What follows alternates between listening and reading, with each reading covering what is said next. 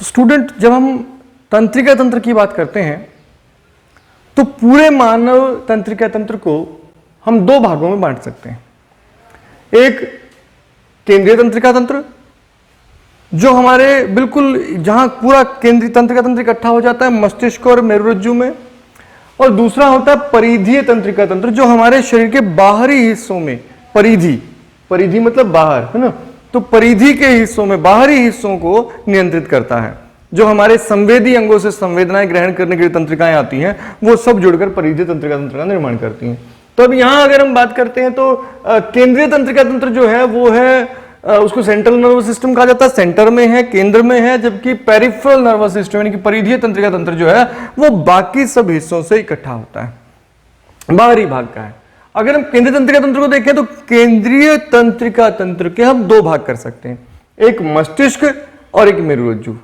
मस्तिष्क के फिर से तीन भाग होते हैं कि अग्र मस्तिष्क, मध्य मस्तिष्क और पश्चिम मस्तिष्क, जबकि मेरुरज्जु जो है वो मेरुदंड के बीच में से एक पतली धागे जैसी, रस्सी जैसी संरचना है। अगर हम परिधीय तंत्रिका तंत्र की बात करें तो परिधीय तंत्रिका तंत्र को हम दो भागों में बांट सकते हैं, एक स्वायत्त तंत्रिका तंत्र जिसको ऑटोनोमिक नर्वस सिस्टम कहते हैं, और दूसरा ऐच्छिक तंत्रिका तंत्र जिसको वॉलेंटरी नर्वस सिस्टम कहा जाता है। अगर हम स्वायत्त तंत्रिका तंत्र की बात करें तो स्वायत्त तंत्रिका तंत्र के फिर से दो भाग होते हैं, एक अनुकंपी तंत्रिका तंत्र और एक परानुकंपी तंत्रिका तंत्र। तो ये जो इसको हम सिंपैथेटिक नर्वस सिस्टम बोलते हैं, जबकि ये जो है ये पैरासिम्पैथेटिक नर्वस सिस्टम है। तो ये इस तरह से हम अपने पूरे तंत्रिका तंत्र को विभाजित कर सकते हैं। तो इसके बाद मैं आपको बताऊंगा केंद्रीय तंत्रिका तंत्र के बारे में, और फिर आपको बढ़ाएंगे परिधीय तंत्रिका तंत्र के बारे में। नियंत्रण और समन्वय में पिछली वीडियोज में हमने पढ़ा था नियंत्रण क्या है, समन्वय क्या है, तंत्रिका कोशिका के बारे में, और हम पिछली वीडियो में पढ़ चुके हैं प्रतिवर्ती क्रिया के बारे में। यदि आपने वो वीडियो नहीं देखी है तो वो वीडियो जरूर देख लें। आज हमारा विषय एकदम से अलग और बहुत विशेष विषय है। आज का हमारा विषय है मानव मस्तिष्क। अब जैसा कि मानव मस्तिष्क के बारे में आप अभी तक पढ़ चुके हैं कि मानव मस्तिष्क जो है वो काफी जटिल है, बहुत जटिल है, और इसके बारे में समझना भी काफी मुश्किल काम है। तो आज हम उसी विषय में आगे बढ़ेंगे। तो आइए देखते हैं मानव मस्तिष्क में क्या है। मानव मस्तिष्क असल में क्या हो रहा है, हमारे शरीर में, पूरे शरीर में तंत्रिकाएं हैं। ये तंत्रिकाएं इकट्ठी होकर केंद्र में समूहीकृत हो गई हैं, इकट्ठी हो गई हैं, एक बड़े ऊतकों के समूह का उसमें निर्माण किया है। उस ऊतकों के समूह, तंत्रिका कोशिकाओं के एक बहुत बड़े समूह को हम मस्तिष्क के रूप में जानते हैं। और क्योंकि ये केंद्र हो गया है समन्वय का, हमारे पूरे शरीर को नियंत्रित कर रहा है, समन्वय का केंद्र हो गया है, इसलिए हम इसे केंद्रीय तंत्रिका तंत्र भी कहते हैं। तो केंद्रीय तंत्रिका तंत्र क्या है, सबसे पहले देखते हैं। केंद्रीय तंत्रिका तंत्र जो हमारे पूरे शरीर को तंत्रिकाओं द्वारा नियंत्रित कर रहा है, उसे हम कह रहे हैं केंद्रीय तंत्रिका तंत्र। इसके दो भाग हैं, केंद्रीय तंत्रिका तंत्र के दो भाग हैं, एक है मस्तिष्क और दूसरा है मेरुरज्जु। तो यहां आप देखिए, ये वाला जो भाग है जो हमारी खोपड़ी के भीतर रहता है, इसे हम कहते हैं मस्तिष्क। और मस्तिष्क के बाद रीढ़ की हड्डी के बीचों बीच जो धागे जैसी संरचना जा रही है, इसको हम बोलते हैं मेरुरज्जु। तो यहां मस्तिष्क के बारे में जरा एक बार जान लेते हैं। मस्तिष्क क्या है? यह पूरे शरीर के समन्वय का केंद्र है। मस्तिष्क कपाल में सुरक्षित रहता है, हड्डियों की खोपड़ी जो है हमारी उसमें सुरक्षित है। आपने सर पे छुएंगे तो आपको यहाँ हड्डी महसूस होंगी। ये जो अस्थि है, ये जो हमारे शरीर पर, हमारे सर पर जो हड्डियां हैं, इसी हड्डी को हम कपाल कहते हैं। कपाल एक तरह का सुरक्षा कवच है हमारे मस्तिष्क के लिए। मस्तिष्क जो है बहुत कोमल और बहुत नाजुक अंग है, जरा से आघात से उसको नुकसान हो सकता है, उसकी सुरक्षा आवश्यक है। इसलिए ये खोपड़ी बंद रहता है, मस्तिष्क कपाल में सुरक्षित रहता है। यह 3 झिल्लियों से ढका हुआ है। इन झिल्लियों के बीच में रिक्त स्थान में प्रमस्तिष्क द्रव भरा हुआ है। तो मस्तिष्क झिल्लियों में ढका हुआ है और उन झिल्लियों के बीच द्रव भरा हुआ है, ताकि जब हम गिरे, हमारा सर कहीं टकरा जाए तो हमें यांत्रिक आघात ना हो, हमारे सिर पर बहुत जोर से आघात ना हो। तो यह टकराए, ये चोट से बचाने के लिए, मस्तिष्क को आघात से बचाने के लिए 2 तरह की सुरक्षा है। एक है कपाल, कपाल में सुरक्षित है, और दूसरी है झिल्लियों के बीच में रिक्त स्थान में घिरा हुआ है। तो मस्तिष्क के 3 भाग होते हैं।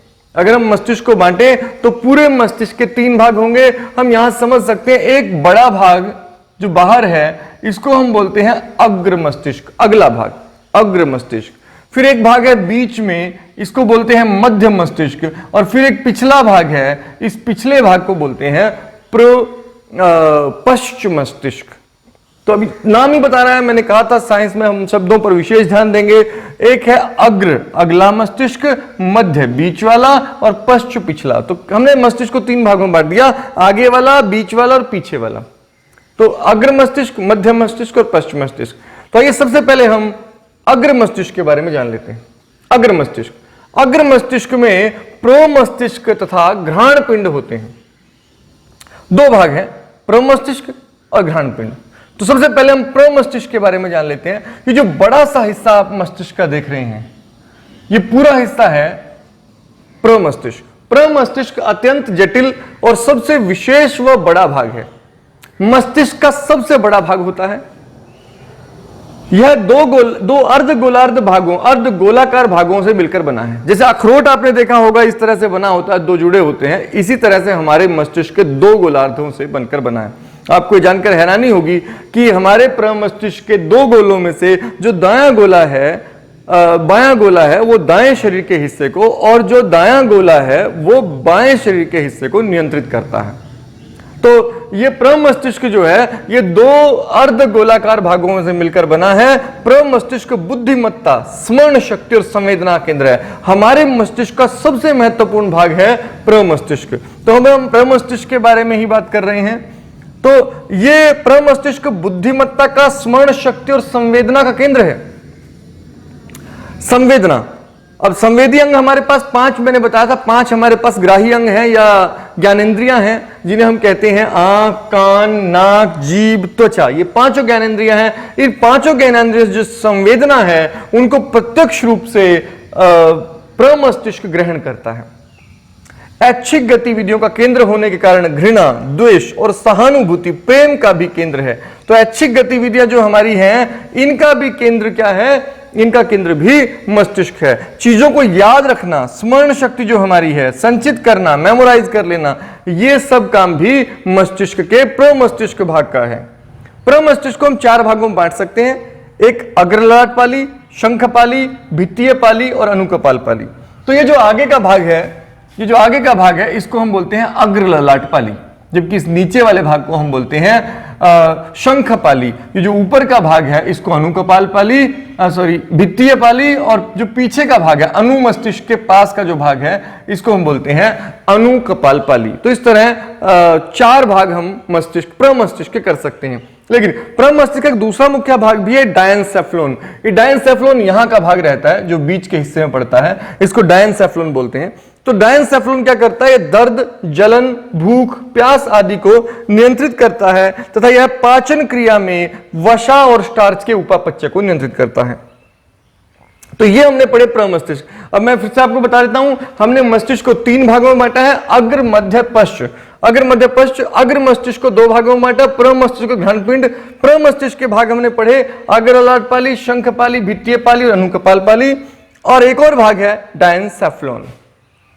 तो ये था अग्र मस्तिष्क के बारे में, प्रमस्तिष्क के बारे में। और उसके बाद हम बात करते हैं घ्राण पिंड की। जो घ्राण पिंड है ये मनुष्य में अधिक विकसित नहीं है, सूंघने की संवेदना से संबंधित है। तो आप सोच सकते हैं किसमें अधिक विकसित होगा?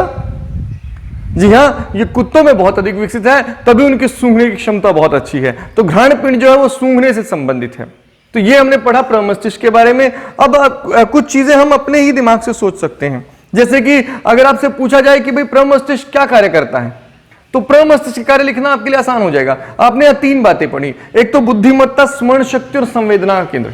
तो बुद्धिमत्ता, स्मरण शक्ति, सोचने विचारने का जो काम करता है ये हमारा प्रमस्तिष्क करता है।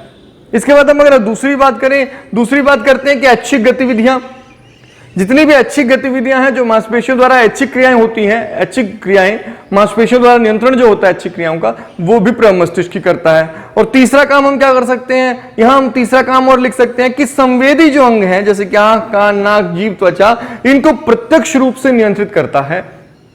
तो यहां हमने 3 काम प्रमस्तिष्क के पढ़ लिए। एक, सोचना, विचारना, स्मरण करना, बुद्धिमत्ता का जो केंद्र है वो प्रमस्तिष्क है। दूसरा हमने पढ़ा कि संवेदी अंग जैसे आंख, कान, नाक, त्वचा का प्रत्यक्ष रूप से जो हम संवेदनाएं अनुभव करते हैं वो प्रमस्तिष्क नियंत्रित करता है। और तीसरा हमने पढ़ा कि ऐच्छिक मांसपेशियों को नियंत्रित करने का कार्य भी प्रमस्तिष्क करता है। तो ये हमने पढ़ा प्रमस्तिष्क के बारे में। घ्राण पिंड क्या करता है? ये सूंघने की संवेदना से संबंधित है, तो सूंघने का जो कार्य है वो घ्राण पिंड करता है। ये हमने घ्राण पिंड के बारे में जाना। स्टूडेंट, हम बात कर रहे हैं मध्य मस्तिष्क की। मध्य का अर्थ है बीच वाला हिस्सा। मस्तिष्क, यहां जो बीच वाला हिस्सा मस्तिष्क का है इसे हम कहते हैं मध्य मस्तिष्क। ये मध्य मस्तिष्क कैसे कार्य करता है, इस मध्य मस्तिष्क के कार्य करने की शैली को जरा समझ लेते हैं, क्या भाग हैं इसके। तो मध्य मस्तिष्क के दो भाग होते हैं। पहला जो भाग है वो है कॉर्पोरा क्वाड्रिजेमिना और दूसरा जो भाग है वो है प्रमस्तिष्क स्तंभ। तो कॉर्पोरा क्वाड्रिजेमिना के बारे में पहले समझते हैं। ये मध्य मस्तिष्क के ऊपरी भाग से दो गोल उभार होते हैं। ये जो ऊपरी सतह है यहां दो गोल उभार रहते हैं। यह आंखों की पलकें, आइरिस के प्रतिवर्त को नियंत्रित करता है और कान से संवेदना की सूचना प्रमस्तिष्क को देता है। तो ये हमारी आंखों के जो प्रतिवर्त है आइरिस का, आइरिस जो सिकुड़ती और फैलती हैं उनको नियंत्रित करता है और साथ में आंख की पलकों का जो झपकना है उसको भी नियंत्रित करता है। अब हम बात करते हैं प्रमस्तिष्क स्तंभ। ये तंत्रिकाओं के दो बंडल होते हैं जो मध्य मस्तिष्क के निचली सतह पर पड़े होते हैं। तो अग्र मस्तिष्क को मध्य मस्तिष्क से जोड़ते हैं ये बंडल। तो मध्य मस्तिष्क का विशेष काम क्या है? सबसे विशेष काम है वो है अग्र मस्तिष्क को पश्चिम मस्तिष्क से जोड़ना। साथ ही साथ वह जो कॉर्पोरा क्वाड्रिजेमिना है वो आंखों की पलकें और आइरिस के प्रतिवर्त को भी नियंत्रित करता है और कान से जो संवेदना आती है उसको प्रमस्तिष्क को देता है। अब हम बात करते हैं पश्चिम मस्तिष्क की। ये हमारा तीसरा भाग है मस्तिष्क का। ये जो पश्चिम मस्तिष्क है इसके तीन भाग होते हैं। अनुमस्तिष्क, यह शरीर के संतुलन और ठीक स्थिति को बनाए रखना। यहां पर आप देखिए ये जो हिस्सा है, ये जो हिस्सा आप देख रहे हैं विशेष तरह का, ये हिस्सा है अनुमस्तिष्क। अनुमस्तिष्क के बाद है मेडुला ऑब्लोंगेटा और पोन्स। ये जो हिस्सा है यहां, ये जो उभार है ये इसे कहते हैं पोन्स और ये वाला हिस्सा है मेडुला ऑब्लोंगेटा। मेडुला ऑब्लोंगेटा आगे बढ़कर मेरुरज्जु बदल जाता है और यहां पोन्स जो है, ये पोन्स क्या करता है? पोन्स श्वसन के नियंत्रण में भाग लेता है, श्वास को नियंत्रित करता है, सांस के लेने को नियंत्रित करता है। जबकि मेडुला ऑब्लोंगेटा जो है यह निगलना, खांसना, छींकना और वमन आदि को नियंत्रित करता है। मेडुला ऑब्लोंगेटा यह निगलना, खांसना, छींकना, वमन आदि को नियंत्रित करता है। तो यहां आप देखिए ये जो है, ये जो भाग है ये है अनुमस्तिष्क और ये वाला जो है ये है पोन्स और ये है मेडुला ऑब्लोंगेटा। अब फिर से एक बार समझ सकते हैं, ये पूरा जो हिस्सा हुआ ये है प्रमस्तिष्क, जिसमें आप बड़ा हिस्सा देख रहे हैं प्रमस्तिष्क है। इस प्रमस्तिष्क को जो हम निकाल देंगे इसके बाद जो ये है ये मध्य मस्तिष्क में आप देख रहे हैं और मध्य मस्तिष्क के बाद ये अनुमस्तिष्क आप देख रहे हैं, ये पोन्स है और ये मेडुला ऑब्लोंगेटा है। और यहां आप देखिए तो यहां कुछ भार आपको दिखाई दे रहे होंगे। एक ग्रंथि यहां पर रहती है मस्तिष्क में, यहां एक ग्रंथि होती है, इसको हम बोलते हैं थैलेमस ग्रंथि। थैलेमस ग्रंथि। एक ग्रंथि यहां पर रहती है, यहां पर होती है ग्रंथि, इसको हम बोलते हैं हाइपोथैलेमस ग्रंथि। और एक यहाँ पे छोटी सी मटर के दाने जैसी ग्रंथि आप यहां देख रहे होंगे, ये वाली ग्रंथि, इसको हम बोलते हैं पीयूष ग्रंथि। हिंदी में इसको पीयूष ग्रंथि कहा जाता है, जबकि इंग्लिश में इसको पिट्यूटरी ग्लैंड कहते हैं। ये जो पिट्यूटरी ग्लैंड है इसको मास्टर ग्रंथि भी कहते हैं, क्योंकि शरीर में जितनी भी ग्रंथियां उनको नियंत्रित करती है। तो फिर से बता रहा हूं मैं, मस्तिष्क में तीन ग्रंथियां हैं, एक है थैलेमस, दूसरी हाइपोथैलेमस और तीसरी है पीयूष ग्रंथि। मस्तिष्क को हमने अभी पूरा पढ़ लिया है, तो हम मस्तिष्क को एक बार फिर से जान लेते हैं। केंद्रीय तंत्रिका तंत्र के हमने दो भाग किए थे, एक मस्तिष्क, एक मेरुरज्जु। मस्तिष्क के तीन भाग होते हैं, अग्र, मध्य, पश्च। अग्र मस्तिष्क, मध्य मस्तिष्क, पश्चिम मस्तिष्क। अग्र मस्तिष्क के दो भाग होते हैं, एक है प्रमस्तिष्क और दूसरा है घ्राण पिंड।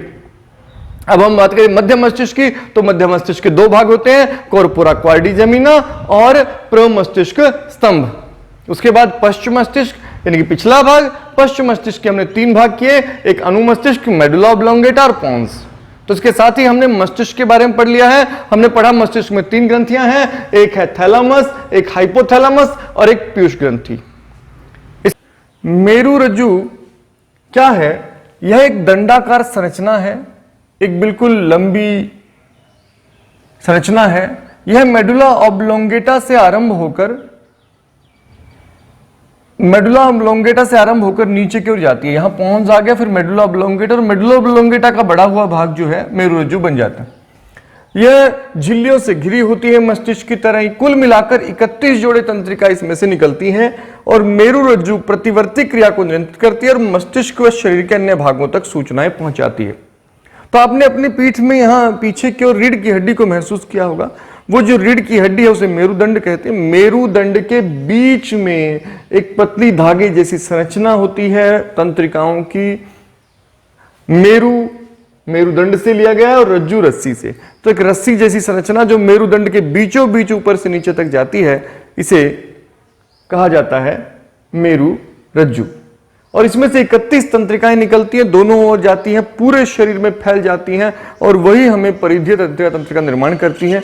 तो हमारे अगर हम केंद्रीय तंत्रिका तंत्र की बात करें तो उसमें मस्तिष्क और मेरुरज्जु है, और हमने जाना कि मेरुरज्जु जो है वो मेरुदंड में होती है, धागे जैसी संरचना है, उसमें से तंत्रिकाएं निकलती है 31 जो हमारे पूरे शरीर में तंत्रिकाओं का जाल बनाती हैं। तो ये हमने पढ़ा मेरुरज्जु के बारे में। अगली वीडियो में हम परिधि तंत्रिका तंत्र और अन्य के बारे में पढ़ेंगे।